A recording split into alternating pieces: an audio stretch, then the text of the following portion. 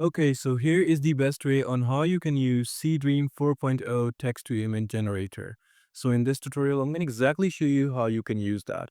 First of you obviously need to go to your web browser. I'm using Google Chrome for this video. Just go ahead and use any of other web browser that you would like to choose. But here, as you can see, I've already searched up Seedream 4.0, and right over here, you'll be able to see Seedream. Just go ahead and open up the website. And once you've opened it up, what you have to do, you have to press on text to image first. And over here, you have to put in a prompt. So I'm just going to type in Superman fighting Batman. And then you have to put aspect ratio. So I'm just going to do 1.1.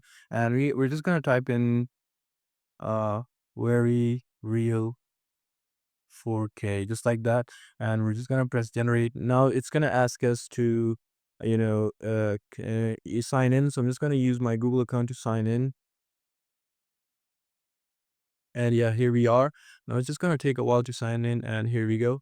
Now I'm just gonna quickly write that up again. So yeah, here we go. We wrote all that. Now we're just gonna generate the image.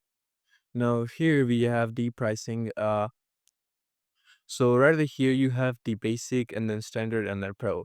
So if you're just a basic user, you don't want to, do a lot of image generations, and you just want to do it for fun, and it's just a hobby too, you can go for basic. Now here the standard. Now here it has more benefits to it. You can just read all those benefits and choose what you like to choose, and then you also get credit backs. So remember, if you want to generate an image, you have to buy a subscription. So just get the subscription, whatever subscription you would like to have, and then once you get the subscription, you'll be able to generate any images that you'd like to. So yeah, this is it. I hope this tutorial actually helped you out. I'll see you soon.